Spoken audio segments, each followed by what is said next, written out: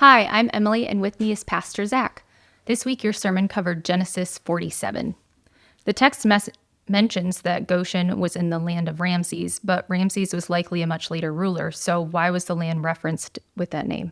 I think one of the things that happens as time progresses and as the text is being handed down and then transmitted and being re-recorded for future generations, that likely during a later time in Israel's history, potentially even in the prophetic period, some of the prophets, as they are working through these manuscripts, are updating some of the names of the locations that Moses is recording to correspond with the names of that the contemporary audience would have known. And so what seems to have happened is that the region of Goshen, that the precise name of that city gets lost in history and is sort of swallowed up in what becomes, at the time of later readers, the contemporary place of the city of Ramses, which is, of course, the city of one of the great pharaohs of Egypt. Because this is such a choice area, it became a choice piece of land in Egypt. It became a place where the king put his palace, established a city there. So it became a very well-known place, and they built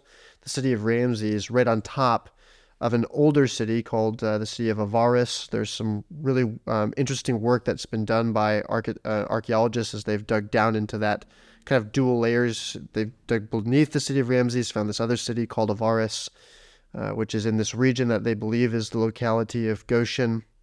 And there they've found a lot of interesting bone fragments of a people who were not Egyptians, who seemed to be Canaanite in origin, who were clearly shepherds by occupation based on the number of animal bones and things that they found there. So there seems to be this connection with this city of Ramses that is not only a fact that's recorded in the biblical text, but is also becoming a fact of archaeological evidence. But the fact that it's referred to as the city of Ramses in the text of Genesis shouldn't alarm us or make us go, what's going on here? This is probably just, again, later updating of future editors who are modernizing the names to what those localities were called in the present day in which they were editing the text. Jacob's fixation over his impending death has been present for the last few chapters, but it turns out he had a lot longer to live.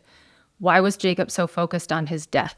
It's interesting that this really isn't a phenomenon that is unique to Jacob. Isaac, we'll recall, had a similar fixation with his death, and that becomes apparent when he feels that he's about to die, and so he calls for Esau to come to receive the blessing. But of course, before he gives the blessing, he first asks that Esau go and prepare for him one more great meal, and it's that delay that provides the opportunity for Jacob to come in and steal the blessing from Isaac by pretending to be Esau.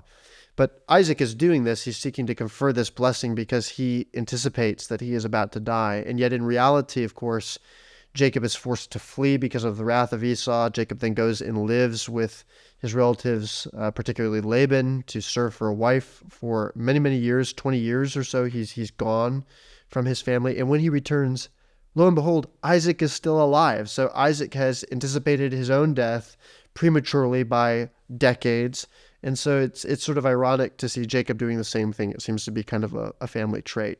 At the same time, I also think that we should see in Jacob's anticipation of his death, his mind, his thought, his heart is not located in Egypt. It's not fixated on the new life that's before him and his family in Egypt. He's really thinking about the promises of God that are back in Canaan. And so he knows that the future for his family is not going to be one that he realizes in his lifetime. It's not going to be one that's experienced in Egypt. It's going to be back in the land of promise at a time that he's already passed on. And so I think Isaac's fixation on the realization of God's promises and his hope in what God is going to do through the promises given to his family begin to orient Jacob, in the latter part of his life, to be fixated on the time of his death because he's concerned with passing on that heritage and the blessing to his children. Joseph selects 5 of his brothers to speak with Pharaoh. What is the significance of choosing only 5?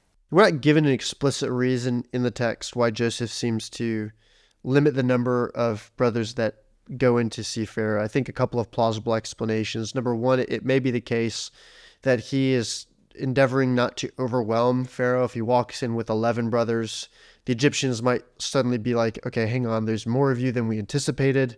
We don't want you guys growing into this great nation in our midst. So maybe that's part of it. I think by and large, though, that's probably the less plausible explanation. Pharaoh certainly has intelligence from his other counselors and people about exactly the size of the family of Jacob that's just arrived in Egypt. I think what's more likely is that Joseph has probably picked the most presentable group of his brothers. These are rough and tumble men, as we know from the previous chapters, and they've lived hard lives. Some of them have been kind of murderous ruffians.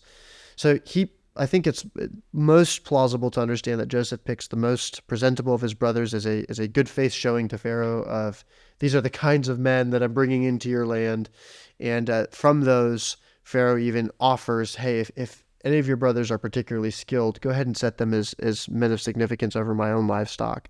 So it seems to be that Joseph is trying to put his family in the best light possible. It's a best foot forward kind of situation. Is there any significance to Pharaoh telling Joseph to place his brothers over his livestock in verse 6? Well, of course, it's another display of Pharaoh's generosity and kind disposition toward the family of Joseph and therefore the family of Israel, which is, again, just going to strike such a interesting note for Moses' first readers, who are, of course, the Israelites wandering around in the wilderness.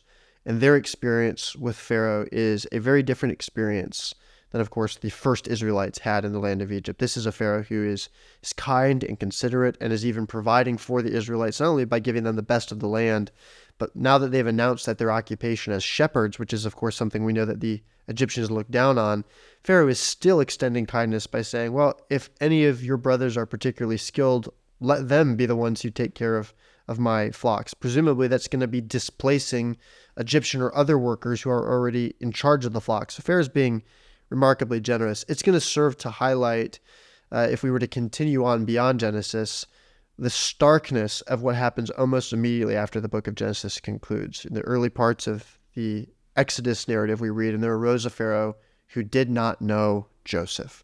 And that's going to be the experience that the first readers of Genesis had, a Pharaoh who had no knowledge of Joseph, who treated the Israelites harshly. And part of that later harsh treatment is what makes this contrast so fascinating, because Pharaoh says, if you have any able men among your brothers, put them in charge of my livestock. And that phrase, in charge, that word there is literally make them a taskmaster. Well, of course, that's the same word that gets used in the early part of Exodus to describe how the Egyptians became taskmasters over the later Israelites who are now slaves in Egypt. So the Israelites go from people who themselves are appointed as taskmasters by Pharaoh to, by the time the book of Exodus opens and the people who are reading this account of Genesis, they are slaves under taskmasters in Egypt. So it's a complete reversal of their fortunes in Egypt in the 400 years that they'll spend there. Why weren't the people entitled to the grain without any payment? Wouldn't they have been the ones who helped stock up during the 7 good years before the famine?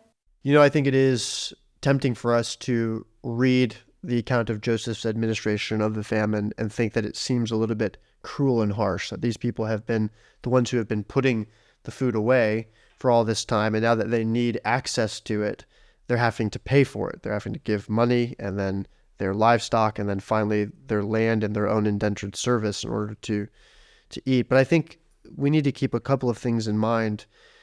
Number one, as a very practical matter, if Joseph immediately just says, hey, if you have need, come and eat, come and get food, just throws open the storehouses of Egypt. Well, number one, that's going to create a dependency of the people upon the government of Egypt, on Pharaoh himself, that they are just going to look at him as the one who is supposed to provide their food rather than actually negotiating fair terms by which they exchange and pay for the food that they're receiving. But secondly, this whole time they've been keeping the majority of their food for themselves. The people have. They've been storing extra food out of the abundance. And we have to remember the 7 years of famine are not preceded by 7 years of normalcy. They're preceded by 7 years of superabundance. These are abundant fat years. So it's not as though the people are cutting into their normal livelihood in order to store up this food, and therefore they have the reasonable expectation that the food belongs to them. No, God blessed the land of Egypt with these 7 years of abundance, bumper crop, in order to preserve the life of the people. So it's not as though they have a unique right to that extra food. That was God's gracious gift to allow everyone to survive. And thirdly, again, as a practical matter, if Joseph just gives everyone access to the food, it's going to run out well before the famine is over. We know from our own personal experiences, as well as looking at history, that we are not good at long-term thinking, at long-term planning, and certainly at rationing for ourselves what we are really dependent for. And a good example of this is Israel's own experience when they're wandering around in the wilderness. God is providing for his people with manna. They are told that they are not to store up extra manna during the week. They're not to collect more than what they need because God's going to provide for them tomorrow. But out of their great fear and concern, what do? Well, some of them go out and they collect multiple days worth of manna, which immediately rots and becomes maggot-eaten and is no good for anything because it demonstrates their lack of faith. Well, that tendency to take more than you need, to hoard, if that's true when God is providing for you manna every day, how much more is that going to be the case for people who are suffering hardship where their field is not producing everything? We saw this during the pandemic. Good luck going out and buying toilet paper from Costco in the first couple weeks. Everyone goes out and immediately panics and buys way more than they need. So without some sort of equitable economy to have an exchange of goods and services, what would have happened is the food would have run out, multiple years of the famine would likely have been left, and the whole nation would have starved. In reality, it is because Joseph administrated the famine in the way that he did that allowed the nation to survive. So it wasn't only a unique wisdom and insight that God gave Joseph in the times of plenty. It was also his wisdom and insight given to him by God in the times of famine that allowed Joseph to be a savior to the people of Egypt and thereby a savior also to Israel and the world. If you have any questions from the sermon or the sermon passage that you would like to have answered on the podcast, please email them by 8 a.m. on Tuesday morning to questions@westcannon.org. We'll see you next week.